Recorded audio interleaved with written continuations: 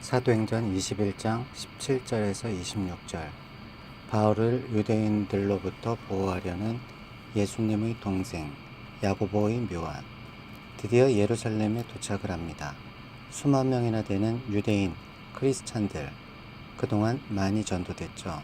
눈을 위해서라도 나시린의 정결 예식을 하는 게 어떻겠냐고 야고보가 조언을 한다. 예수님의 동생 야고보, 비아냥거리며 예수님의 사역을 못마땅해 하더니 약 25년쯤 후에 이렇게 갈릴리 사람이 아니다, 예루살렘 사람이 되어 있다. 더군다나 예루살렘 교회의 대표격으로 활동을 하니 대단하지 않은가. 야고보야말로 형님 예수를 그리스도로 믿고 있다. 아, 그를 만나 대화한다면 얼마나 어마어마한 얘기들을 하겠는가. 그는 인간 예수를 형으로 만났고 그가 하나님을 알게 된 엄청난 증인이다. 세상에 둘도 없는 증인이다. 바울, 율법에 대하여 죽은 자로 사는 그가 정결 예식을 하겠다고 줄 서 있는 뒷모습을 보라. 외로운 개척자. 바울이 야고보를 방문하다. 우리가 예루살렘에 이르니 형제들이 우리를 반가이 맞아주었다. 이튿날 바울은 우리와 함께 야고보를 찾아갔는데 장로들이 다 거기에 있었다. 바울은 그들에게 인사한 뒤에 자기의 봉사 활동을 통하여 하나님께서 이방 사람 가운데서 행하신 일을 낱낱이 이야기하였다. 그들은 이 말을 듣고서 하나님께 영광을 돌리고 바울에게 말하였다. 형제여, 당신이 보는 대로 유대 사람들 가운데는 믿는 사람이 수만 명이나 되는데 그들은 모두 율법의 열성적인 사람들입니다. 그런데 그들이 당신을 두고 하는 말을 소문으로 듣기로는 당신이 이방 사람 가운데서 사는 모든 유대 사람에게 할례도 주지 말고 유대 사람의 풍속도 지키지 말라고 하면서 모세를 배척하라고 가르친다는 것입니다. 그러니 어떻게 하면 좋겠습니까? 그들은 틀림없이 당신이 왔다는 소식을 들었을 것입니다. 그러므로 당신은 우리가 말하는 대로 하십시오. 우리 가운데서 하나님 앞에 스스로 맹세한 사람이 넷 있습니다. 이 사람들을 데리고 가서 함께 정결 예식을 행하고 그들이 머리 깎게 하고 그 비용을 대십시오. 그러면 사람들은 모두 당신의 소문이 전혀 사실이 아니며 도리어 당신이 율법을 지키며 바로 살아가고 있다는 것을 알게 될 것입니다. 신도가 된 이방 사람들에게 우상의 제물과 피와 목매어 죽인 것과 음행을 삼가야 한다는 것을 우리가 결정해서 써 보냈습니다. 그래서 바울은 그 다음날 그 네 사람을 데리고 가서 함께 정결 예식을 한 뒤 성전으로 들어갔다. 그리고 정결 기한이 차는 날짜와 각 사람을 위해서 예물을 바칠 날짜를 신고하였다. 21장 27절에서 36절. 정체가 밝혀지다. 예언되었던 예루살렘 환란의 주동자는 아시아에서 온 유대인들. 결국 드러났다. 쌩얼. 예루살렘행을 말리면서 못 가게 하더니 그 주동자는 다름 아닌 아시아에서 온 유대주의 일당들이라는 거지. 아시아에서 여기까지 원종온 유대인 일당들은 이미 바울의 행적을 다 알고 있는 사람들이다. 바울을 추적해서 예루살렘까지 계획적으로 따라온 것이 분명하다고 생각되는 이유는 그들의 추진력 때문이다. 이들의 소행은 사도행전 28장까지 멈추지 않고 돌진한다. 대제사장 아나니아, 예수님 당시는 안나스와 가야바였다. 이렇게 대제사장 아나니아와 사네드린과 합세해서 이들이 2년 이상 재판을 이끌어가는 것을 보면 얼마나 집요한 집단인지 알게 될 것이다. 이 그룹의 실세를 반드시 기억하고 있어야 한다. 주체 세력이 누구인지 모르면 앞으로 28장까지 올라가는 사건이 감이 잡히지 않는다. 예수님 때와 비슷한 상황이다. 정결 예식이 끝나갈 즈음 예루살렘 성전에 서 있는 바울을 보고는 이 일당이 드디어 일을 낸다. 바울을 붙잡아 폭동을 일으킨다. 당시 예루살렘의 보안 사령관 로마 천부장은 일단 바울을 체포한다. 쇠사슬로 난폭한 폭도들의 행동으로 보아 분명히 기획 폭동이다. 시끄러워질 것을 예감하고 일단 그렇게 한다. 바울은 군인들에게 둘러 메어져서 병영 안으로 들어가기 일보 직전이다. 공중에 붕 떴다. 바울이 21장 27절에서 36절. 바울이 체포되다. 그 이래가 거의 끝나갈 무렵에 아시아에서 온 유다 사람들이 성전에서 바울을 보고 군중을 충동해서 바울을 붙잡아 놓고 소리쳤다. 이스라엘 동포 여러분, 합세하여 주십시오. 이 자는 어디에서나 우리 민족과 율법과 이곳을 거슬러서 사람들을 가르칩니다. 더욱이 이 자는 그리스 사람들을 성전에 데리고 들어와서 이 거룩한 곳을 더럽혀 놓았습니다. 이는 그들이 에베소 사람 드로비모가 바울과 함께 성내에 있는 것을 전에 보았으므로 바울이 그를 성전에 데리고 들어왔으리라고 생각하였기 때문입니다. 그래서 온 도시가 요란해지고 백성들이 몰려들어서 바울을 잡아 성전 바깥으로 끌어내니 성전 문이 곧 닫혔다. 그들이 바울을 죽이려고 할 때에 온 예루살렘이 소요에 휘말려 있다는 보고가 천부장에게 올라갔다. 그는 곧 병사들과 백부장들을 거느리고 그 사람에게로 달려갔다. 그들은 천부장과 군인들을 보고 바울을 때리는 것을 멈추었다. 천부장이 가까이 가서 바울을 체포하였다. 그리고 그는 부하들에게 쇠사슬 둘로 바울을 결박하라고 명령하고 그가 어떤 사람이며 또 무슨 일을 하였는지를 물었다. 그러나 무리 가운데서 사람들이 저마다 다른 소리를 질렀다. 천부장은 소란 때문에 사건의 진상을 알 수 없었으므로 바울을 병영 안으로 끌고 가라고 명령하였다. 바울이 층계에 이르렀을 때에는 군중이 하도 난폭하게 굴었기 때문에 군인들이 그를 둘러매고 가야 하였다. 큰 무리가 따라오면서 그 자를 없애버리라고 외쳤다. 21장 37절에서 22장 29절. 갑작스런 폭동 앞에서 바울이 자신을 변호하는 연설을 하다. 바울은 이 기회를 놓치지 않는다. 연설할 기회를 천부장에게 얻어 유창한 히브리 말로 자신이 누구이며 왜 이런 일을 벌어졌는지 일장 연설을 한다. 바울의 개인 구원 간증으로 알려진 매우 유명한 자료다. 연설이 끝나고 바울이 로마 시민권자라는 사실을 알게 된 천부장은 영장 없이 체포한 것에 대해 두려워한다.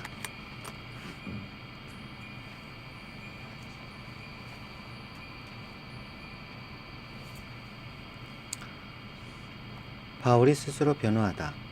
바울이 병영 안으로 끌려 들어갈 즈음에 그는 천부장에게 한 말씀 드려도 됩니까? 하고 물었다.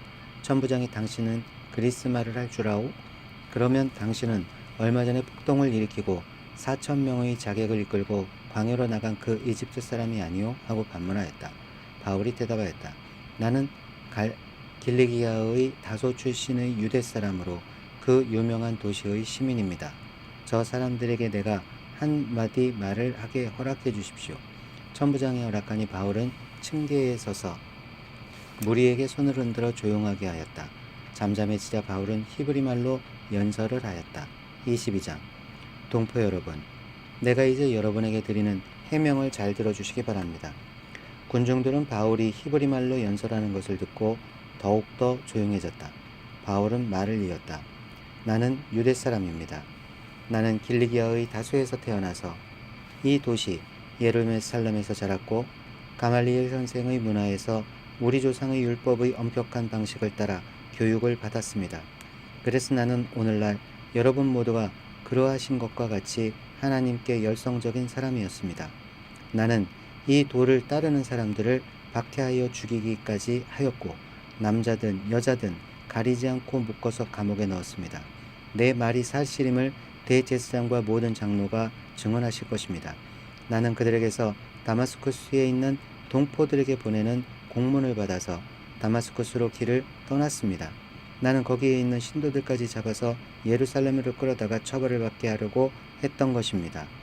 바울이 자기의 회개를 이야기하다. 가다가 정오 때쯤에 다마스쿠스 가까이에 이르렀는데 갑자기 하늘로부터 큰 빛이 나를 둘러 비쳤습니다. 나는 땅바닥에 엎드러졌는데 사울아 사울아 내가 어찌하여 나를 핍박하느냐 하는 소리가 들려왔습니다. 그래서 내가 주님 누구십니까 하고 물었더니 그는 나에게 대답하시기를 나는 내가 핍박하는 나사렛 예수이다 하셨습니다. 나와 함께 있는 사람들은 그 빛은 보았으나 내게 말씀하시는 분의 음성은 듣지 못하였습니다. 그때 내가 주님 어떻게 하라 하십니까? 하고 말하였더니 주님께서 내게 말씀하셨습니다. 일어나서 다마스쿠스로 가거라. 거기에는 내가 해야 할 모든 일을 누가 말해줄 것이다. 나는 그 빛의 광채 때문에 눈이 멀어서 함께 가던 사람들의 손에 이끌려 다마스쿠스로 갔습니다. 거기에 아나니아라는 사람이 있었습니다. 그는 율법을 따라 사는 경건한 사람으로 거기에 사는 모든 유대 사람에게 칭찬을 받는 사람이었습니다. 그가 나를 찾아와 곁에 서서 형제 사울이여 눈을 뜨시오 하고 나에게 말하였습니다. 그 순간에 나는 시력을 회복하여 그를 쳐다보았습니다. 그때 아나니아가 내게 말하였습니다. 우리 조상의 하나님께서 당신을 택하셔서 자기의 뜻을 알게 하시고 그 의로우신 분을 보게 하시고 그분의 입에서 나오는 음성을 듣게 하셨습니다. 당신은 그분을 위하여 모든 사람에게 당신이 보고 들은 것을 증언하는 증인이 될 것입니다. 그러니 이제 망설일 까닭이 어디 있습니까? 일어나 주님의 이름을 불러서 세례를 받고 당신의 죄 씻음을 받으시오. 바울이 이방 사람의 사도가 된 경위. 그 뒤에 내가 예루살렘으로 돌아와서 성전에서 기도하는 가운데 황홀경에 빠져 주님이 내게 하시는 것을 보았습니다. 그는 말씀하시기를 서둘러서 예루살렘으로 떠나라. 예루살렘 사람들이 나에 관한 내 증언을 받아들이지 않을 것이기 때문이다 하셨습니다. 그래서 내가 말하였습니다. 주님, 내가 주님을 믿는 사람들을 가는 곳마다 회당에서 잡아가두고 때리고 하던 사실을 사람들이 잘 알고 있습니다. 그리고 주님의 증언자인 스데반이 피를 흘리고 죽임을 당할 때에 나도 곁에 서서 그 일을 찬동하면서 그를 죽이는 사람들의 옷을 지키고 있었습니다. 그때 주님께서 말씀하시기를 가라. 내가 너를 멀리 이방 사람들에게로 보내겠다 하셨습니다. 바울이 로마 시민권의 소유자임을 알리다. 사람들이 바울의 말을 여기까지 듣고 있다가 이런 자는 없애버려라 살려두면 안 된다 하고 소리를 질렀다. 그리고 그들은 고함을 치며 옷을 벗어 던지며 공중에 먼지를 날렸다. 그때의 천부장이 바울을 병영 안으로 끌어들이라고 명령하였다. 그리고 그는 유대 사람들이 바울에게 이렇게 소리를 지르는 이유를 알아내려고 바울을 채찍질하면서 캐물어보라고 하였다. 그들이 채찍질을 하려고 바울을 눕혔을 때 바울은 거기에 서 있는 백부장에게 로마 시민을 유죄 판결도 내리지 않고 매질하는 법이 어디에 있소 하고 말하였다. 백부장이 이 말을 듣고 천부장에게로 가서 어떻게 하시렵니까? 이 사람은 로마 시민입니다 하고 알렸다. 그러자 천부장이 바울에게로 와서 내게 말하시오. 당신이 로마 시민이오? 하고 물었다. 바울이 그렇다고 대답하니 천부장은 나는 돈을 많이 들여서 이 시민권을 얻었소 하고 말하였다. 바울은 나는 나면서부터입니다 하고 말하였다. 그러자 바울을 신문하려고 하던 사람들이 곧 물러갔고 천부장도 바울이 로마 시민이라는 사실을 알고는 그를 결박해 놓은 일로 두려워하였다. 22장 30절에서 23장 11절. 이튿날 산헤드린 공의회 앞에서 증언하게 하다. 이튿날 정식으로 바울을 고소하는 형식이 갖춰진다. 대제사장들과 산헤드린 공의회를 소집한다. 예수님 때와 동일하다. 하여튼 예루살렘은 사람을 잡는 곳이다. 예루살렘아 예루살렘아 하시던 예수님의 흐느낌이 생각난다. 의회 앞에서 바울은 공적으로 변증한다. 결국 부활 때문에 잡혔다는 것을 슬쩍 흘리면서 사두개파와 바리새파 그룹을 싸움 붙인다. 변증이 끝난 바로 그날 밤 주께서 바울 곁에 나타나신다. 예루살렘에서 이렇게 나를 증언한 것처럼 로마에서도 증언하리라. 이날 이후 바울은 죄수의 몸으로 로마에 가게 된 것이고 이런 식으로 변증하게 될 것임을 확신하게 된다. 그는 총독, 구브로 총독 서기오 바울도 개종하지 않았던가? 이렇듯 그는 총독 앞에서도 변증을 잘 해내지 않았던가? 로마 황제 앞에서도 변증하리라는 소망을 갖게 되었을 것 같다. 사도행전 22장 30절. 바울이 의회 앞에서 해명하다.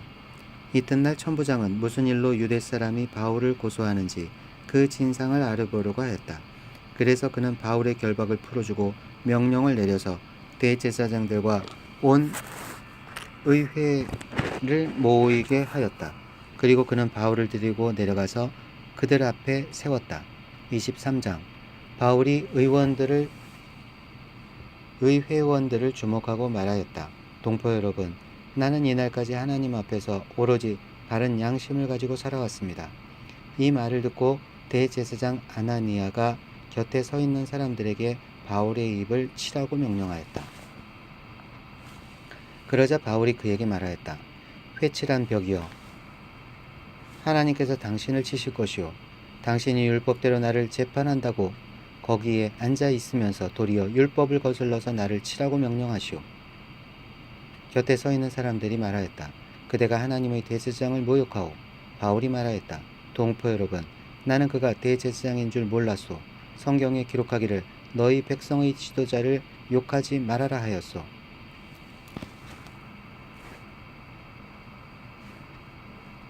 그런데 바울이 그들의 한 부분은 사두개파 사람이요 한 부분은 바리새파 사람인 것을 알고서 의회에서 큰 소리로 말하였다.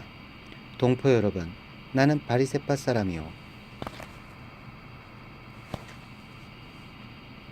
바리새파 사람의 아들입니다. 나는 지금 죽은 사람들이 부활할 것이라는 소망 때문에 재판을 받고 있습니다. 바울이 이렇게 말하니 바리새파 사람과 사두개파 사람 사이에 다툼이 생겨서 회중이 나뉘었다. 사두개파 사람은 부활도 천사도 영도 없다고 하는데 바리새파 사람은 그것을 다 인정하기 때문이다. 그래서 큰 소동이 일어났다. 바리새파 사람 편에서 율법학자 몇 사람이 일어나서 바울 편을 들어서 말하였다. 우리는 이 사람에게서 조금도 잘못을 찾을 수 없습니다. 만일 영이나 천사가 그에게 말하여 주었으면 어찌 하겠습니까? 싸움이 커지니 천부장은 바울이 그들에게 찢길까 염려하여 군인들에 내려가서 바울을 그들 가운데서 빼내어 병영 안으로 데려가라고 명령하였다. 그날 밤에 주님께서 바울 곁에 서서 말씀하셨다. 용기를 내어라. 내가 예루살렘에서 나의 일을 증언한 것과 같이 로마에서도 증언하여야 한다.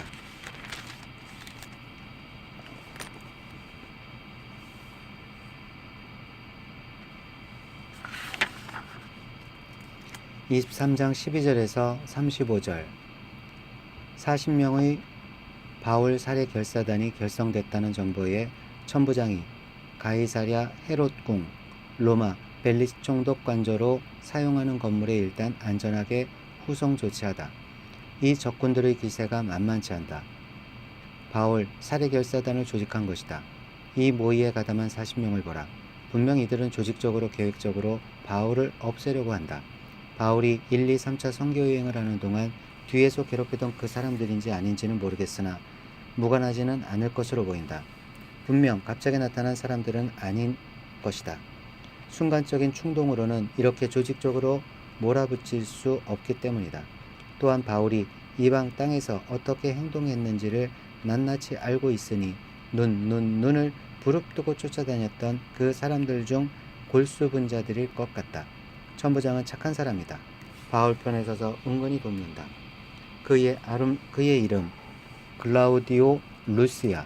천부장은 편지를 정성껏 써서 벨리스 총독에게 전달한다. 다 로마 사람이란 것 알고 계시죠? 글라우디오 루시아. 23장 12절에서 35절.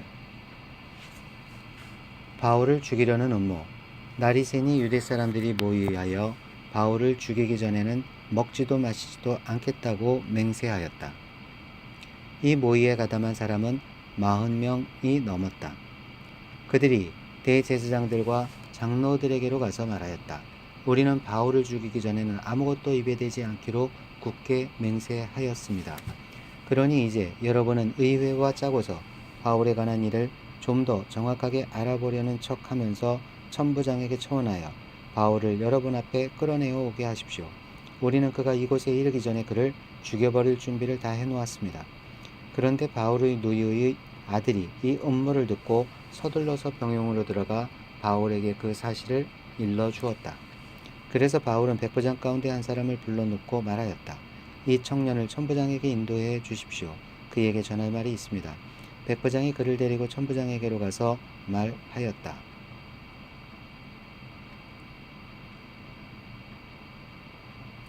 죄수 바울이 나를 불러서 이 청년이 대장님께 드릴 말씀이 있다고 하면서 데려다 달라고 부탁해서 데려왔습니다. 천부장이 청년의 손을 잡고 아무도 없는 데로 데려가서 물어보았다. 내게 전할 말이 무엇이냐? 그가 대답하였다. 유대 사람들이 바울에 관하여서 좀 더 정확하게 캐물어 보려는 척하면서 내일 그를 의회로 끌어내어 오게 해달라고 대장님께 청하기로 뜻을 모았습니다. 그러니 대장님은 그들의 말에 넘어가지 마십시오. 바울을 죽이기 전에는 먹지도 마시지도 않겠다고 맹세한 사람이 40명 남짓 매복하여 바울을 기다리고 있습니다. 그들은 지금 준비를 다하고 대장님에게서 승낙이 내리기만을 기다리고 있습니다. 천부장은 그 청년에게 이 정보를 내게 서공하였다는 말을 아무에게도 하지 말라 하고 당부한 뒤에 그를 돌려보냈다. 바울을 벨렉스 총독에게 호송하다. 천부장이 백부장 두 사람을 불러서 명령하였다. 오늘 밤 9시에 가이사랴로 출발할 수 있도록 보병 200명과 기병 70명과 창병 200명을 준비하여라. 또 바울을 벨리스 총독에게로 무사히 호송할 수 있도록 그를 태울 짐승도 마련하여라. 그리고 천부장은 이렇게 편지를 썼다. 글라우디오 루시아는 삼가 총독 벨릭스 가깝게 문안드립니다. 이 사람은 유대 사람에게서 붙잡혀서 죽임을 당할 뻔하였습니다. 그런데 나는 그가 로마 시민인 것을 알고 군대를 거느리고 가서 그를 구해냈습니다. 유대 사람들이 무슨 일로 그를 고소하는지를 알아보려고 나는 그들의 의회로 그를 데리고 갔습니다. 나는 그가 유대 사람의 율법 문제로 고소를 당하였을 뿐이며 사형을 당하거나 갇힐 만한 아무런 죄가 없다는 것을 알았습니다. 그런데 이 사람을 해하려고 하는 음모가 있다는 정보를 듣고서 나는 당장에 그를 총독님께 보내는 바입니다. 그리고 그를 고발하는 사람에게도 그에 대한 일을 각하의 앞에 제소하라고 지시하여 두었습니다. 군인들은 명령을 받은 대로 바울을 넘겨받아서 밤에 안디바드리로 데려갔다. 그리고 이튿날 기병들에게 그를 호송하게 맡기고 그들은 병영으로 돌아왔다. 기병들이 가이사랴에 이르러서 그 편지를 총독에게 전달하고 바울도 그 앞에 데려다가 세웠다.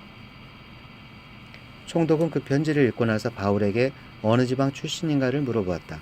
총독은 바울이 길리기아 출신이라는 것을 알고 그대를 고소하는 사람들이 도착하면 그대의 말을 들어보겠소 하고 말한 뒤에 그를 헤롯궁에 가두고 지키라고 명령하였다.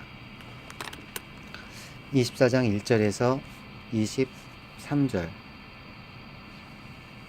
닷새 후 대제사장 아나니아가 장로들과 변호사를 대동하고 가이사랴에 도착. 정식으로 벨릭스 총독에게 법적으로 유효한 고소장을 낸다.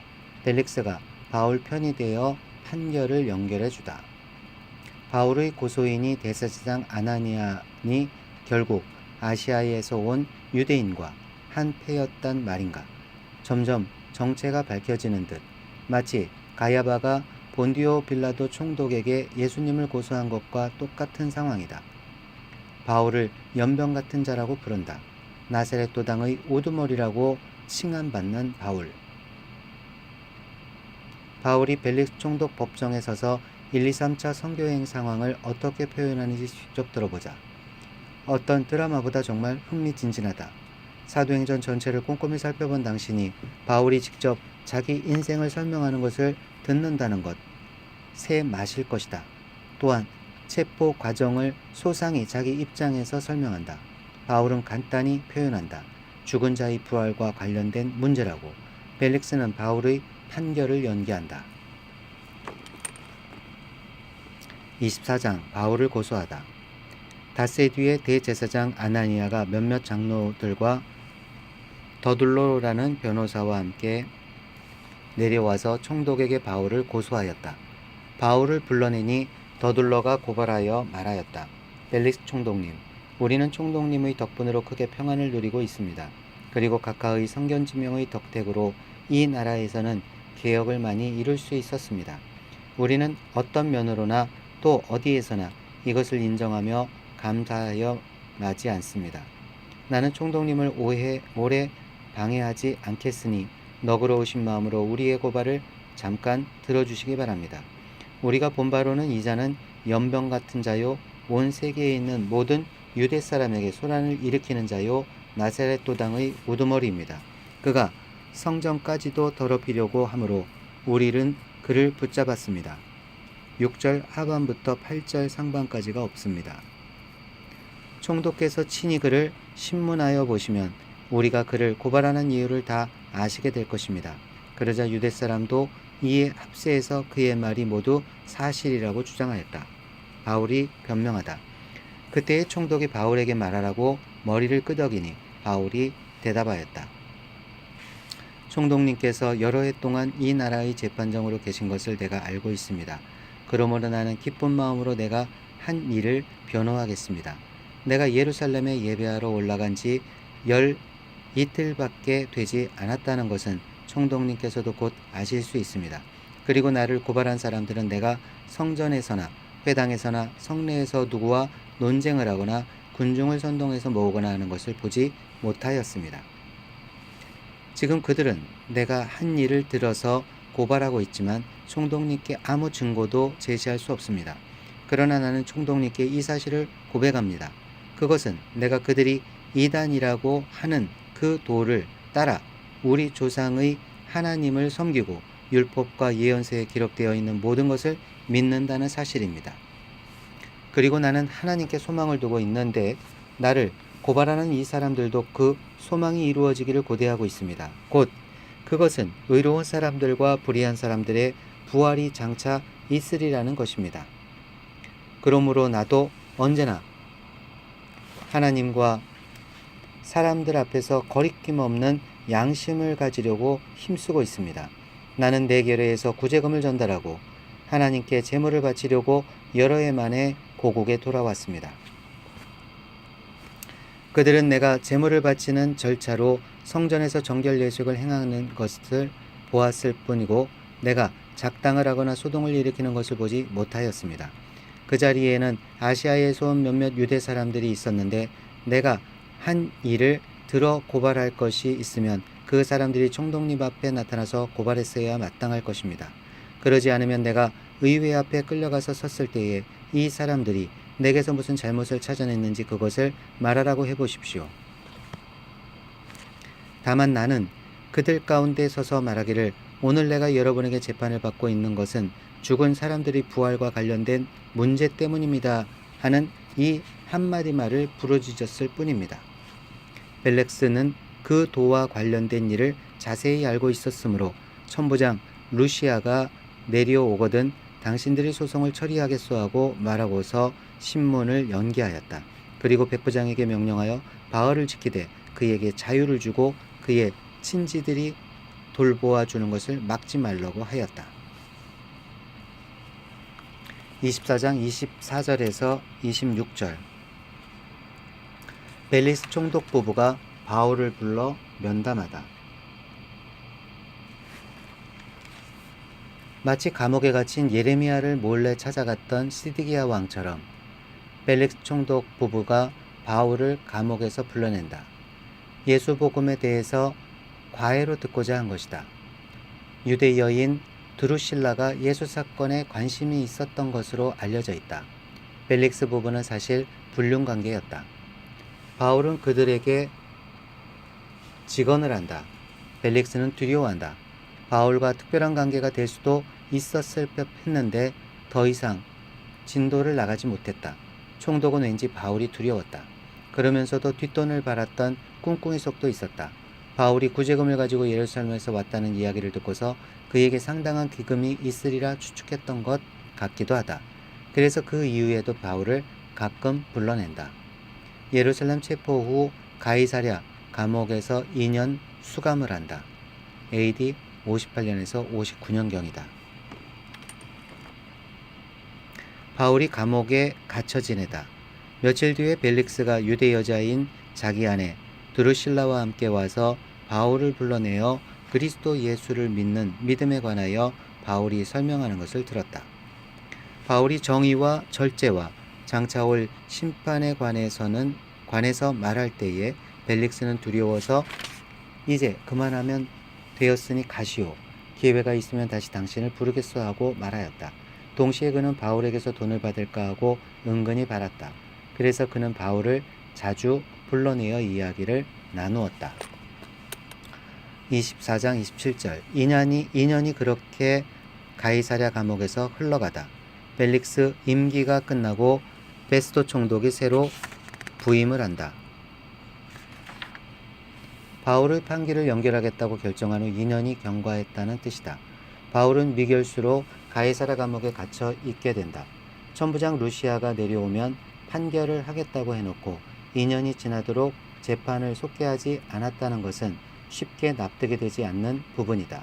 벨릭스는 바울을 석방하면 유대인들의 비난과 반감을 야기시킬 것 같고 그렇다고 계속 감옥에 놔두자니 빌미가 없고 그래서 대충 바울을 억류시켜 놓았던 것으로 짐작된다.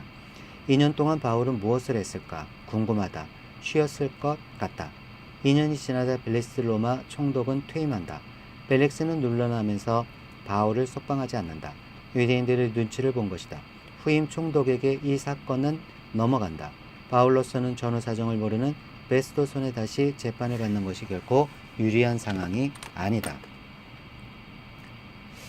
24장 27절 두 해가 지난 뒤에 보르기오 베스도가 벨릭스의 후임으로 직책을 맡게 되었다. 그런데 벨릭스는 유대 사람의 환심을 사고자 하여 바울을 가두어 둔 채로 내버려 두었다. 사도행전 25장 1절에서 5절 베스도가 가이사랴에서 예루살렘으로 이동한다. 부임 인사차 올라간 것 대제사장 그룹과 유대인들이 새 총독 베스도에게 바울을 다시 고발하다. 새 총독 베스도의 행보가 이어진다. 사흘째 되던 날에 예루살렘을 방문한 것 새로운 곳에 처음 부임한 그로서는 자기 관할 구역의 실태를 하루라도 빨리 파악해야 했다. 유지들과의 친밀한 유대관계도 중요했다. 예루살렘 방문 1순위였다. 요세푸스의 기록에 의하면 이때의 대제사장은 파비의 아들 이스마엘이었다. 2년이 지나 대제사장까지 바뀌었어도 일당들의 관심은 여전히 바울 사건이다. 인수인계된 것. 사내들이는 바울을 암살할 계획을 또 세운다. 이들은 비공식적으로 제거하려고 한다. 결국 처음 폭동을 일으켰던 아시아에서 온 유대인들은 대제사장 사내들인 공의회와 같은 편이었다. 무려 2년이 지나도록 대제사장이 바뀌어도 바울을 죽이려는 시도는 식지 않는다. 유대인. 바울의 로마서 단어. 유대인은 로마서가 끝나도 멈추지 않는다. 25장 1절에서 5절 바울이 황제에게 상소하다. 베스도가 부임한 지 사흘 뒤에 가이사랴에서 예루살렘으로 올라가니 대제사장들과 유대 사람의 지도자들이 그에게 바울을 고발하였다. 그들은 그에게 줄곧 졸랐다.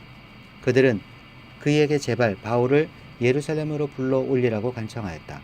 그들은 길에 사람을 매복시켰다가 바울을 죽일 계획이었다. 그러나 베스도는 바울이 가이사랴에 무사하게 감금되어 있다는 말과 자기도 곧 그리로 가겠다는 말을 한 다음에 그러니 만일 그 사람에게 무슨 잘못이 있거든 여러분 가운데서 유력한 사람들이 나와 함께 내려가서 그를 고발하시오 하고 말하였다. 사도행전 25장 6절에서 12절 베스도가 가이사랴로 다시 내려와 바울을 신문하며 유대인들 요구대로 예루살렘에서 재판받기를 권하나 바울이 황제에게 상소하다. 베스도는 만만한 총독이 아니었다. 유대인들이 바울을 예루살렘으로 올려오기를 원했지만 이 고소 사건이 그토록 긴박하게 처리되어야 할 일이라면 원고들이 가이사랴로 내려오라는 것이다. 피고를 호송에 올리는 데는 비용도 많이 들고 또한 그는 로마 시민이지 않은가. 결국 베스토의 신중한 판단으로 바울의 암살 계획은 무산이 된다. 바울은 결국 황제에게 상소한다. 바울은 로마로 간다. 25장 6절에서 12절. 베스토는 예루살렘에서 여드레인가 열흘인가를 지낸 뒤에 가이사랴로 내려가서 이튿날 재판석에 앉아서 바울을 데려오라고 명령하였다. 바울이 나타나자 예루살렘에서 내려온 유대 사람들이 그를 애워싸고 여러 가지 무거운 죄목을 걸어서 고발하였으나 증거를 대지 못하였다. 바울은 나는 유대 사람의 율법이나 성전이나 황제에 대하여 아무 죄도 지은 일이 없습니다 하고 말하여 자신을 변호하였다.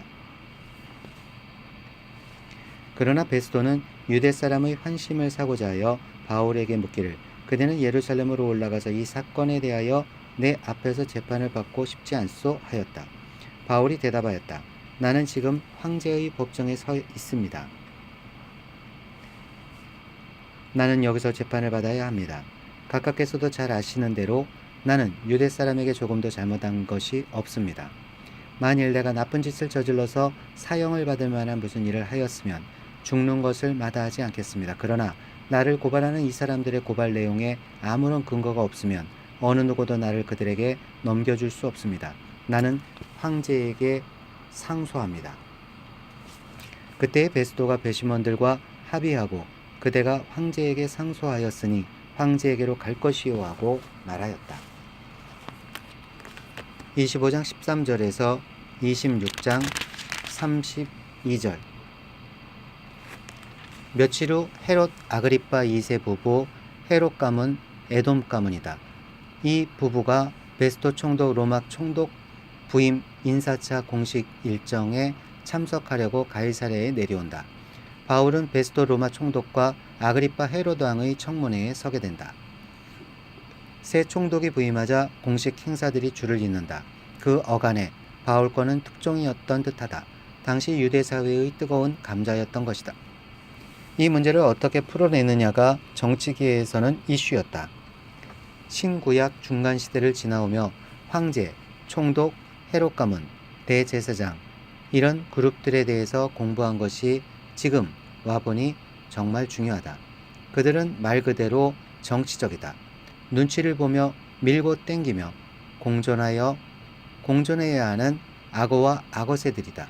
당시 핫 이슈 바울 건으로 청문회가 열렸다. 바울은 헤롯 아그리빠 2세 부부와 신임 베스토 로마 총독 앞에서 자신의 일생과 복음의 관계를 역설한다.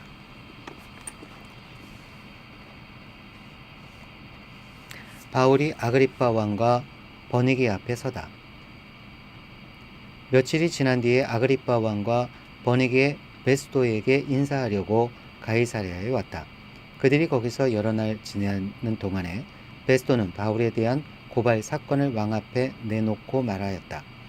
벨릭스가 가두어둔 사람이 하나 있는데 내가 예루살렘에 갔을 때에 유대 사람의 대제사장들과 장로들이 그를 고발하여 유죄 판결을 청하였습니다. 나는 그들에게 대답하기를 로마 사람의 관례로서는 피고가 원고를 직접 대면해서 그 고발한 내용에 대하여 변호할 기회를 가지기 전에는 그 사람을 넘겨주는 일이 없다고 하였습니다. 그래서 그들이 여기에 함께 왔으므로 나는 조금도 지체하지 않고 그 다음날 재판석에 앉아서 그 사람을 불러오게 하였습니다. 원고들이 일어나서 그를 고발할 제목을 늘어놓았지만 내가 짐작한 그런 악한 일은 하나도 없었습니다.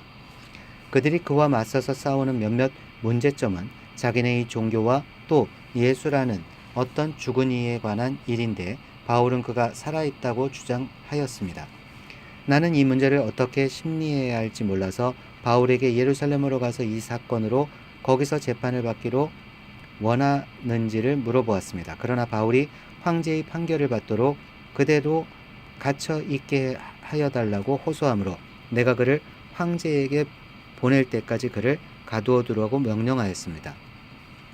아그리빠가 베스토에게 말하기를 나도 그 사람의 말을 직접 들어보고 싶습니다. 하니 베스토가 내일 그의 말을 들어보십시오 하고 대답하였다. 이튿날 아그리빠와 버니게가 위엄을 갖추고 나와서 고급 장교들과 그 도시의 요인들과 함께 신문 장소로 들어갔다. 그리고 베스토의 명령으로 바울을 끌어냈다. 그때에 베스토가 말하였다. 아그리빠 임금님, 그리고 우리와 자리를 같이 하신 여러분, 여러분이 보시는 대로 이 사람은 예루살렘에서나 여기서나 모든 유대 사람이 그를 이 이상 더 살려두어서는 안 된다고 소리치면서 나에게 청원한 사람입니다. 그러나 나는 그가 사형을 받을 만한 아무런 일도 하지 않았다고 판단하였습니다. 그런데 그는 스스로 황제께 상소하였으므로 나는 그를 보내기로 작정하였습니다. 나는 그와 관계되어 있는 일을 황제께 써 올릴 만한 확실한 자료가 없으므로 여기서 그를 신문에서 내가 써 올릴 자료를 얻을까 하는 생각으로 그를 여러분 앞에, 특히 아그리빠 임금님 앞에 끌어다가 세웠습니다. 죄수를 보내면서 그의 제목도 제시하지 않는다는 것은 이치에 맞지 않는 일이라고 생각합니다. 26장 바울의 해명. 아그리빠 왕이 바울에게 말하였다. 할 말이 있으면 해도 된다. 바울이 손을 뻗치고 변호하기 시작하였다. 아그리빠 임금님, 오늘 내가 전하 앞에서 유대 사람이 나를 걸어서 고발하는 모든 일에 대하여 변호하게 된 것을 다행으로 생각합니다. 그것은 특히 임금님께서 유대 사람의 풍속과 쟁점들을 모두 잘 알고 계시기 때문입니다. 아무쪼록 내 말을 끝까지 참으시고 들어주시기를 바랍니다. 내가 젊었을 때부터 살아온 삶을 모든 유대 사람이 알고 있습니다. 곧 그들은 내가 내 동족 가운데서 그리고 예루살렘에서 처음부터 어떻게 살았는지를 알고 있습니다. 그들은 오래전부터 나를 알고 있었으므로 증언하려고 마음만 먹으면 그들은 내가 우리 종교의 가장 엄격한 바를 따라 바리새파 사람으로 살아왔다는 것을 인정할 것입니다. 지금 나는 하나님께서 우리 조상들에게 주신 약속에 소망을 두고 있기 때문에 여기에 서서 재판을 받고 있습니다. 우리 12지파는 밤낮으로 열심히 하나님을 섬기면서 그 약속이 이루어지기를 바라고 있습니다. 전하, 나는 바로 이 소망 때문에 유대 사람에게 고발을 당한 것입니다. 여러분은 어찌하여 하나님께서 죽은 사람들을 살리신다는 것을 믿을 수 없는 일로 여기십니까? 사실 나도 한때는 나사렛 예수의 이름을 반대하는 데에 할 수 있는 온갖 일을 다해야 한다고 생각하였습니다. 그래서 나는 그런 일을 예루살렘에서 하였습니다. 나는 대제사장들에게서 권한을 받아가지고 많은 성도를 옥에 가두었고 그들이 죽임을 당할 때에 그 일에 찬동하였습니다. 그리고 회당마다 찾아가서 여러 번 그들을 형벌하면서 강제로 신앙을 부인하게 하려고 하였습니다. 나는 그들에 대한 분노가 극도에 다다랐으므로 심지어 외국의 여러 도시에까지 박해의 손을 뻗쳤습니다. 바울이 자기의 회개를 이야기하다.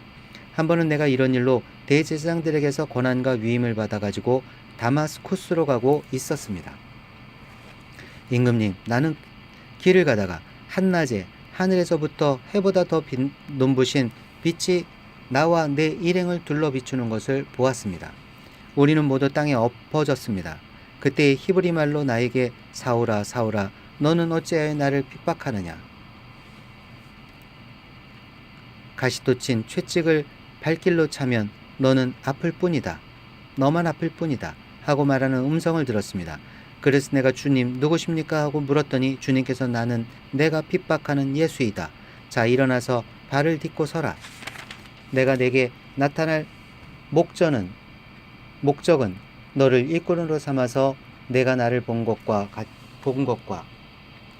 내가 장차 내게 보여줄 일의 증인이 되게 하려는 것이다. 나는 이 백성과 이방 사람들 가운데서 너를 건져내어 이방 사람들에게로 보낸다. 이것은 그들의 눈을 열어주어서 그들이 어둠에서 빛으로 돌아서고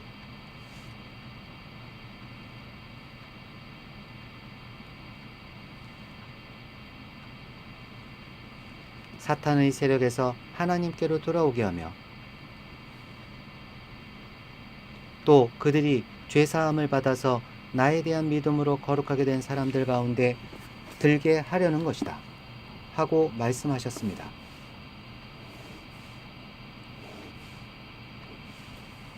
바울이 신문자들에게 전도하다.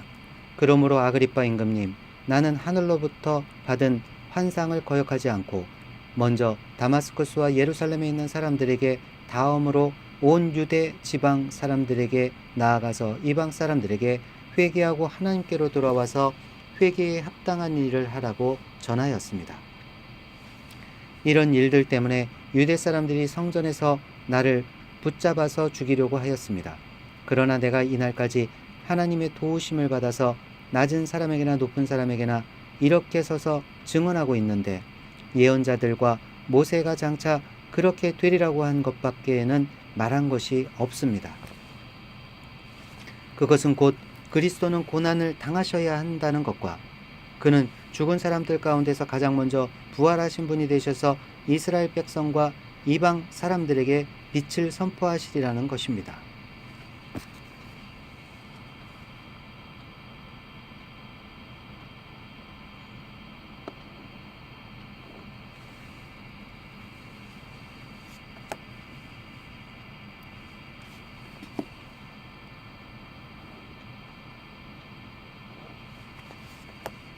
바울이 아그리빠 왕에게 전도하다.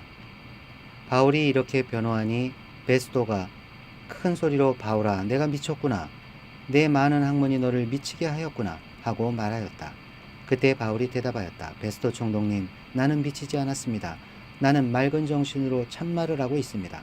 임금님께서는 이 일을 잘 알고 계시므로 내가 임금님께 거리낌 없이 말씀드리고 있는 것입니다. 이것은 어느 한 구석에서 일어난 일이 아니므로 임금님께서는 그 어느 사실 하나라도 모르실 리가 없다고 생각합니다. 아그리빠 임금님, 예언자들을 믿으십니까? 믿으시는 줄 압니다. 그러자 아그리빠 왕이 바울에게 말하였다. 그대가 짧은 말로 나를 설복해서 그리스도인이 되게 하려고 하는가? 바울이 대답하였다. 짧거나 길거나 간에 나는 임금님뿐만 아니라 오늘 내 말을 듣고 있는 모든 사람이 이렇게 결박을 당한 것 외에는 꼭 나와 같이 되기를 하나님께 빕니다. 왕과 총독과 버니게 및 그들과 함께 앉아있는 사람들이 다 일어났다. 그들은 물러가서 서로 말하였다. 그 사람은 사형을 당하거나 갇힐 만한 일을 한 것이 하나도 없소. 그때에 아그리빠 왕이 베스도에게 말하였다. 그 사람이 황제에게 상소하지 않았으면 석방될 수 있었을 것이오. 주여. 27장 1절에서 28장 14절. 죄수로서 이탈리안 배에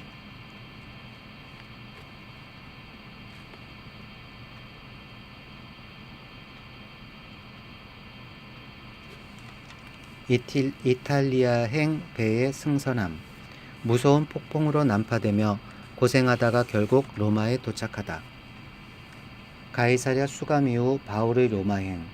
가이사랴에서 두로에서 배를 타고 무라, 니도, 그레데 섬의 살모네, 라세아, 미항을 거쳐 다시 배를 타고 멜리데, 그리고 시칠리아의 수라구사를 거쳐 이탈리아 로마 땅 레기온에서 보디올에서 아피오 광장, 심관, 로마에 도착. 드디어 바울이 로마로 이송된다. 황제에게 재판받으러 가는 길이다. 바울이 그토록 얘기했던 로마의 행을 이렇게 죄수의 몸으로 가게 될 줄이야. 여기 기다렸다는 듯이 나타나는 단어, 우리를 보라. 누가의 합류다. 누가는 바울이 가이사랴 감옥에서 2년간 재판을 기다리는 동안 예루살렘에 체류했던 것이 분명하다. 바울의 모든 재판 과정을 옆에서 함께한 것이다. 로마행이 결정되자 이때를 기다렸다는 듯 나타나는 것을 보라. 누가가 여기서 2년 동안 기다리면서 누가복음을 쓴 것 같아요. 학자들은 대충 이 즈음에 누가복음이 쓰여졌다고 생각한답니다. 이유는 누가가 헌금 사절단에 합류했었고 예루살렘에서 2년 동안 재판의 추이를 보면서 바울을 기다렸기 때문입니다. 드로아에서 헌금 사절단과 합류할 때 사도행전 20장 5절 이미 누가는 로마까지 가겠다는 바울의 여행 계획을 알고 있었던 것이 분명합니다.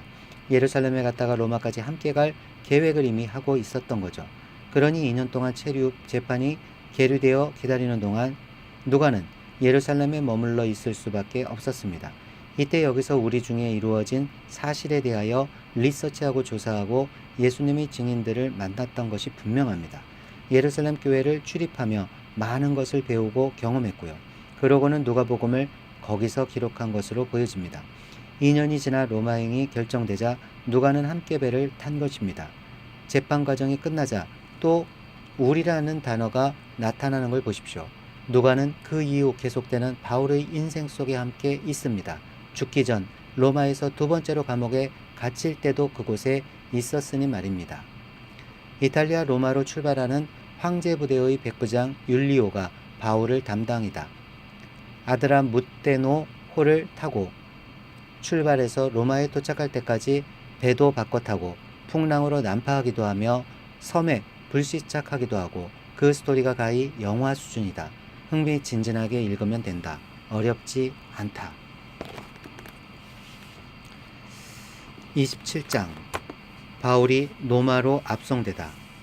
우리가 배로 이탈리아에 가야 하는 것이 결정되었을 때에 그들은 바울과 몇몇 다른 죄수를 황제 부대의 백부장 율리오라는 사람에게 넘겨주었다. 우리는 아드라무테노 호를 타고 출항하였다. 이 배는 아시아 연안의 여러 곳으로 항해하는 배였다. 데살로니가 출신인 마게도니아 사람 아리스다고도 우리와 함께하였다.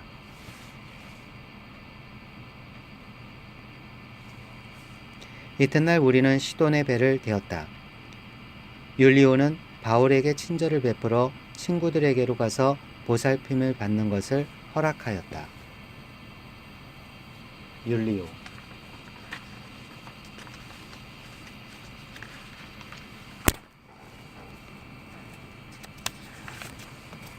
우리는 시돈을 떠나 뱃길을 갈 때에 맞바람 때문에 키프로스 섬을 바람먹이로 삼아서 항해하였다.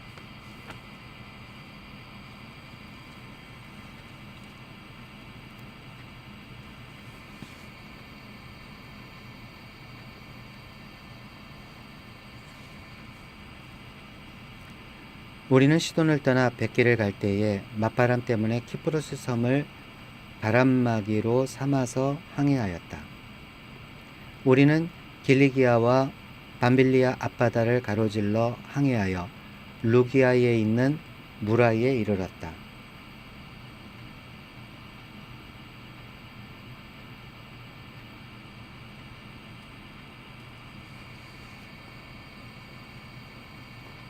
거기서 백부장은 이탈리아로 가는 알렉산드리아 배를 만나서 우리를 그 배에 태웠다.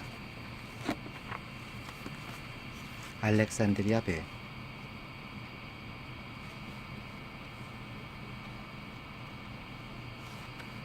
우리는 여러 날 동안 천천히 항해하여 겨우 니도 앞바다에 이르렀다. 그런데 우리는 맞바람 때문에 더 이상 나아갈 수 없어 크레타 섬을 바람막이로 삼아 살몬의 앞바다를 항해하여 지나갔다.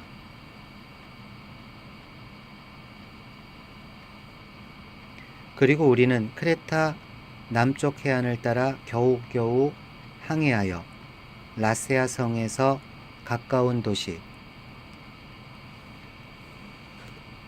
아름다운 항구라는 곳에 닿았다. 라세아 성에서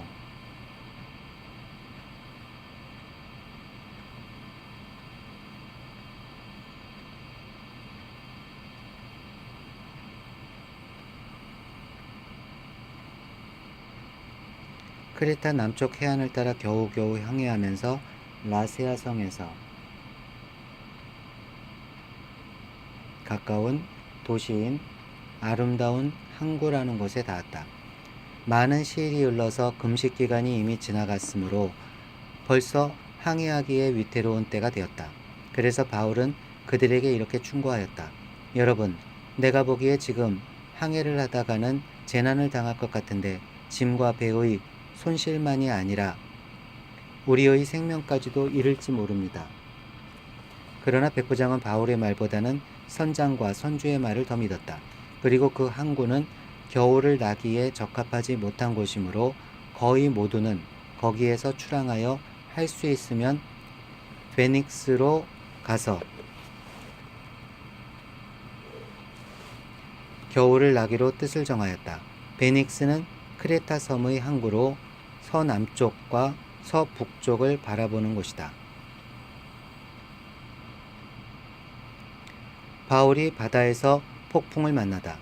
때마침 남풍이 순하게 불어오므로 그들은 뜻을 이룬 것이나 다름없다고 생각하고 닷을 올리고서 크레타 해안에 바짝 붙어서 항해하였다.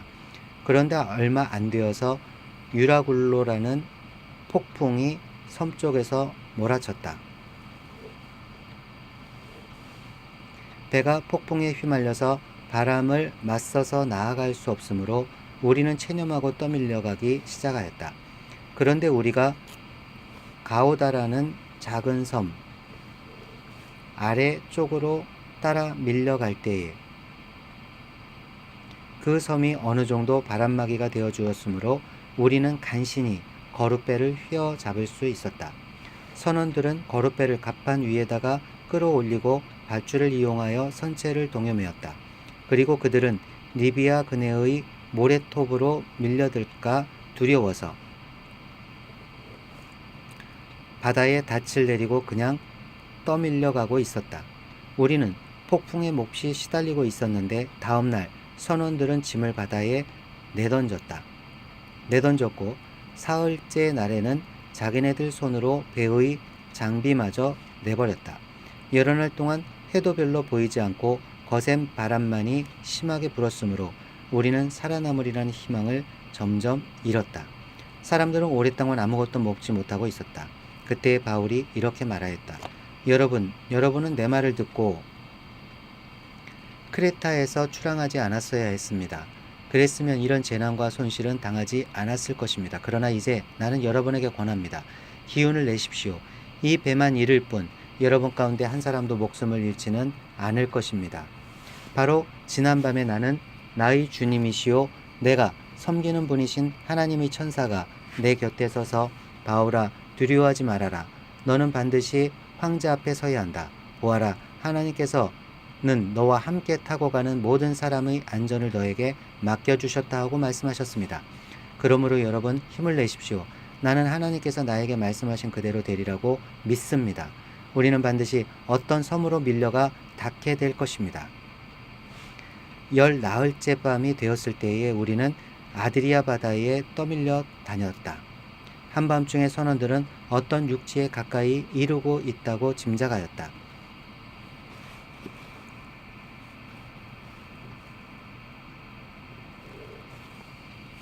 그들이 물 깊이를 재어보니 20길이었다. 좀 더 가서 재니 15길이었다. 우리는 혹시 암초에 걸리지는 않을까 염려하여 고물에서 닷 4개를 내리고 나리 3개를 고대하였다. 그런데 선원들이 배를 버리고 달아나려고 이물에서 닻을 내리는 척하면서 바다에 거룻배를 풀어내렸다. 바울은 백부장과 병사들에게 말하였다. 만일 이 사람들이 배에 그대로 남아있지 않으면 당신들은 무사할 수 없습니다. 그러자 병사들이 거룻배의 밧줄을 끊어서 거룻배를 떨어뜨렸다. 날이 새어갈 때에 바울은 모든 사람에게 음식을 먹으라고 권하면서 말하였다. 여러분은 오늘까지 10나흘 동안이나 마음을 졸이며 아무것도 먹지 못하고 굶고 지냈습니다. 그래서 나는 여러분에게 음식을 먹으라고 권합니다. 그래야 여러분은 목숨을 유지할 힘을 얻을 것입니다. 여러분 가운데서 아무도 머리카락 하나도 잃지 않을 것입니다. 바울은 이렇게 말하고 나서 빵을 들어 모든 사람 앞에서 하나님께 감사드리고 떼어서 먹기 시작하였다. 그러자 사람들은 모두 용기를 얻어서 음식을 먹었다.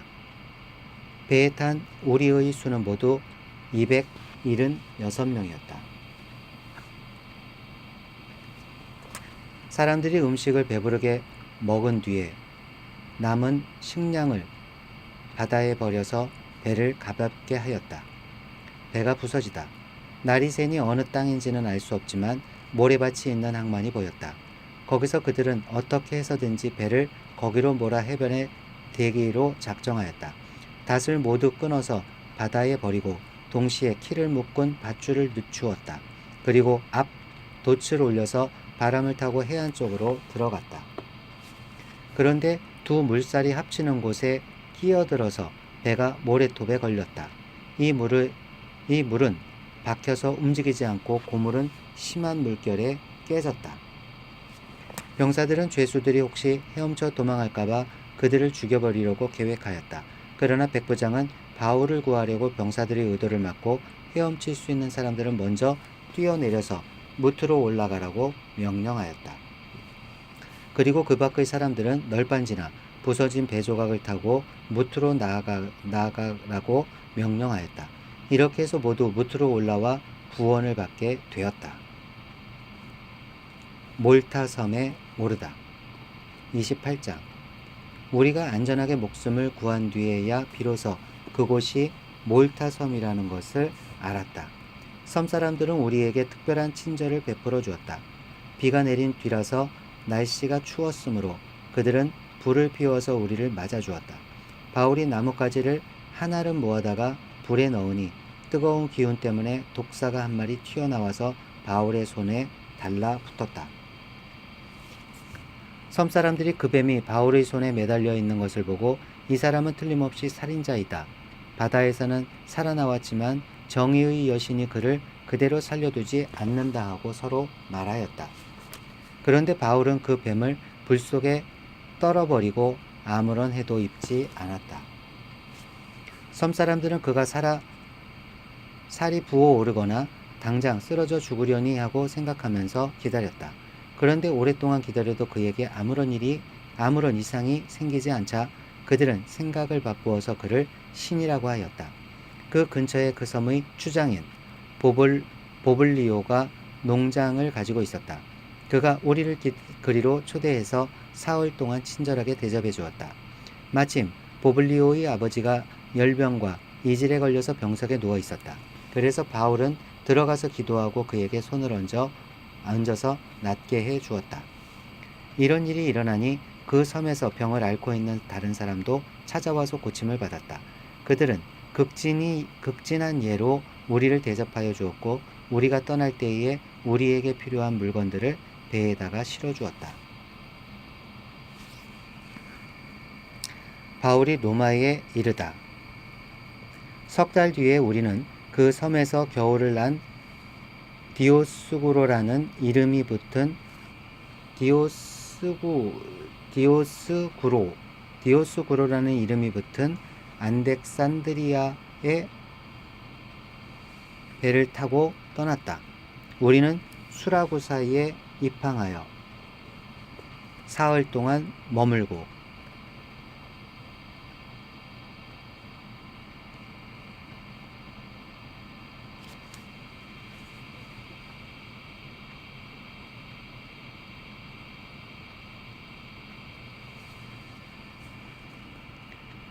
그곳을 떠나 빙 돌아서 레기온에 다다랐다. 그런데 하루가 지나자 남풍이 불어왔으므로 우리는 이틀 만에 보디올에 이르렀다.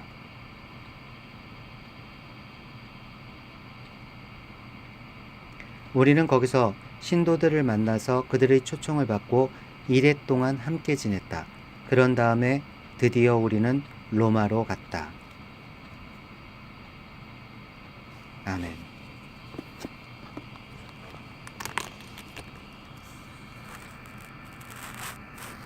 1차 로마 감옥에서 또 2년간 수감 중 옥중 서신 골로새서, 빌레몬서, 에베소서, 골로새서, 옥중 서신, 골몬 앱빌 발생 AD 60년에서 62년경 사도행전 28장 15절에서 31절 로마 감옥에 또 2년 동안 수감 1차 감금되었지만 자유롭게 복음을 전하다. 바다에서 풍랑으로 죽을 고비를 여러 번 넘기다가 드디어 로마 땅을 밟는다.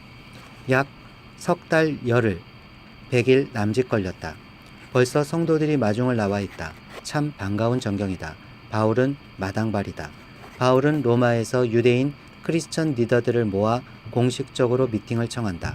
바울 역시 정치적이다.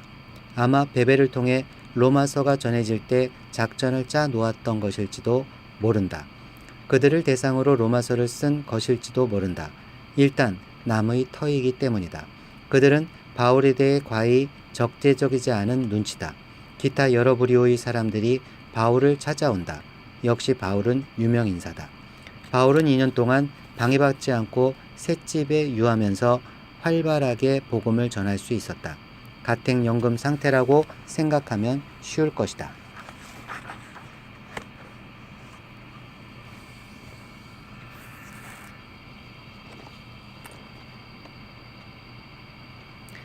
(28장 15절) 이하 거기 신도들이 우리의 소식을 듣고서 아피온 광장과 트레스 마을까지 우리를 맞으러 나왔다. 바울은 그들을 보고 하나님께 감사를 드리고 용기를 얻었다. 우리가 로마에 들어갔을 때에 바울은 그를 지키는 병사 한 사람과 함께 따로 지내도 된다는 허락을 받았다. 바울이 로마에서 전도하다. 사흘 뒤에 바울은 그곳 유대인 지도자들을 불러 모았다. 그들이 모였을 때에 바울은 이렇게 말하였다. 동포 여러분, 나는 우리 결례와 조상들이 전하여준 풍속을 거스르는 일을 한 적이 없습니다. 그런데도 나는 죄수가 되어서 예루살렘에서 로마 사람의 손에 넘겨졌습니다. 로마 사람은 나를 신문하여 보았으나 사형에 처할 만한 아무런 근거가 없으므로 나를 놓아주려고 하였습니다. 그러나 유대 사람이 반대하는 바람에 하는 수 없이 내가 황제에게 상소한 것입니다. 나는 절대로 내 민족을 고발하려는 것이 아니었습니다. 이런 까닭으로 나는 여러분을 뵙고 말씀드리려고 여러분을 오시라고 청한 것입니다. 내가 이렇게 쇠사슬에 매여 있는 것은 이스라엘의 소망 때문입니다. 아멘. 그들이 바울에게 말하였다. 우리는 아직 유대로부터 당신에 관한 편지를 받은 일도 없고 동포들 가운데서 아무도 여기에 와서 당신에 대하여 나쁘게 말하거나 소문을 낸 일이 없습니다. 우리는 당신에게서 당신의 생각을 들어보고 싶습니다. 이 종파에 대하여 우리가 아는 것은 어디서나 이 종파를 반대하는 소리가 높다는 것입니다. 그들이 바울과 만날 날짜를 정하였다. 그 날에 더 많은 사람이 바울의 숙소로 찾아왔다. 그는 아침부터 저녁까지 그들에게 하나님 나라를 엄숙히 증언하고 모세의 율법과 예언자의 말을 가지고 예수에 관하여 그들을 설득하면서 그의 속내를 터놓았다. 더러는 그의 말을 받아들였으나 더러는 믿지 않았다. 그들이 이렇게 견해가 서로 엇갈린 채로 흩어진 때에 바울은 이런 말을 한마디 하였다. 성령께서 예언자 이사야를 통하여 여러분의 조상에게 하신 말씀은 적절합니다. 곧 이런 말씀입니다. 이 백성에게 가서 말하여라. 너희가 듣기는 들어도 깨닫지 못하고 보기는 보아도 알지 못한다. 이 백성의 마음이 무디어지고 귀가 먹고 눈이 감기어 있다. 이는 그들로 하여금 눈으로 보지 못하게 하고 귀로 듣지 못하게 하고 마음으로 깨닫지 못하게 하고 돌아서지 못하게 하여 내가 그들을 고쳐주지 않으려는 것이다. 주여. 그러므로 여러분은 하나님의 이 구원의 소식이 이방 사람에게 전파되었음을 알아야 합니다. 그들이야말로 그것을 듣고 받아들일 것입니다. 29절 없음. 바울은 자기가 얻은 셋집에서 꼭 2해 동안 지내면서 자기를 찾아오는 모든 사람을 맞아들였다.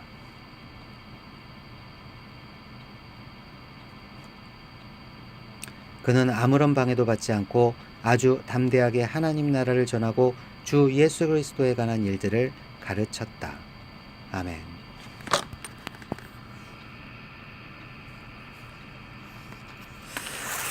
사도행전 끝나도 이야기는 이어지나 바울은 그렇게 2년 동안 찾아오는 사람들을 영접하면서 복음을 전할 수 있었습니다. 참 다행이죠. 바로 이 상황을 제1차 감금이라고 칭한답니다. 갇힌 자로서 복음을 전합니다. 넵, 전천후 적응력. 복음을 깨달은 사람이 누리는 자유에서 오는 힘인 것 같습니다. 이렇게 해서 그의 소원이 이루어졌습니다. 로마를 가고 싶어 하더니 말입니다. 2차 선교여행을 마치고 수리아 안디옥에서 세운 3차 목표와 그 이후 여행 계획, 에베소, 마게도냐, 아가야, 예루살렘, 로마 계획이 액면 그대로 됐죠. 계획한 대로 사도행전이 흘러갈 거니까 이 계획을 꼭 붙잡고 있으라고 말씀드렸던 것 맞죠? 자, 사도행전은 끝났는데 바울은 감옥에 있는데 이후 또 스토리가 이어진답니다. 과연 스토리가 이어질까요? 네, 편지를 보면 알 수 있답니다. 또 편지, 네, 그 편지들을 옥중서신이라고 부르죠. 들어보셨죠?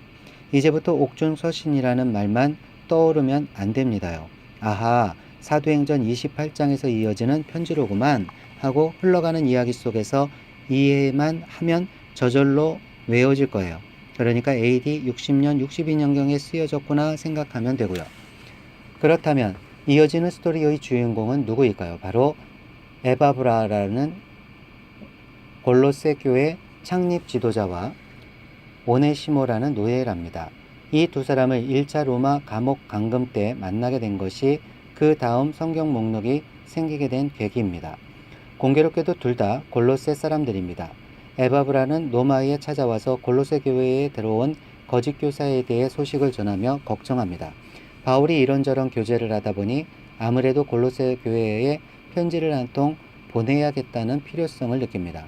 또 주인을 배반하고 도망 나온 오네시모를 어떻게 걷어줄까 생각해보니 아무래도 그 주인 빌레몬에게 돌려보내야 할 것 같았습니다. 마침 빌레몬이 골로새 사람인데다가 바울이 잘 아는 동역자였던 거예요. 그래서 그를 용서해주고 다시 받아들여 달라는 편지를 써야겠다고 생각한 거죠. 골로새서와 빌레몬서의 발생 경위가 편지 두 통이 발생했죠. 같은 지역으로 배달되는 편지입니다요. 한 통은 개인 빌레몬에게, 한 통은 빌레몬이 다니는 골로새 교회에게. 그런데 골로새 지방으로 가는 길에 반드시 거쳐가야 할 도시가 바로 에베소였답니다. 기억나시죠? 3차 때 개척된 그 교회. 그래서 바울이 오라, 가는 길에 에베소 교회에도 좀 편지 좀 전해주라고 해야겠다. 얼마나 반갑겠어. 이런 마음으로 또 한 통의 편지를 쓰게 되었습니다. 세 번째 옥중서신 에베소서입니다. 이렇게 바울 사도가 사도행전 28장 상황의 제1차 로마 감옥 생활, 가택연금 상태라 다행이지만 이렇게 감옥 생활을 하고 있을 때 이번에는 역시 빌립보 교회 교인들이 가만히 있을 리가 없죠. 언제나 바울을 살피고 헌금도 많이 해주던 교회였던 것 기억나시죠? 2차 때 데살로니가 교회를 개척할 때나 고린도 교회를 개척할 때나 끊임없이 헌금을 보내서 바울을 서포트했던 참 착한 교회였잖아요. 빌립보 교회에서 사람이 찾아왔네요. 물론 헌금 챙겨서. 누굴까요? 에바브로디도. 골로새 교회 지도자는 에바브라. 골로새 교회 지도자는 에바브라. 헷갈리면 안 돼요. 이렇게 에바브로디도가 빌립보 교회에서 찾아왔습니다. 빌립보서 2장 25절에 나옵니다. 얼마나 반가웠겠어요. 2년간의 감금이었지만 바울은 그래도 지낼만 하셨던 것 같아요. 헌금을 보내줘서 잘 썼는데 그런데 그만 에바브로디도가 로마에서 중병에 걸린 거예요. 빌립보서 2장 27절. 그런데 감사하게도 회복이 되었습니다. 얼마나 기뻤겠어요.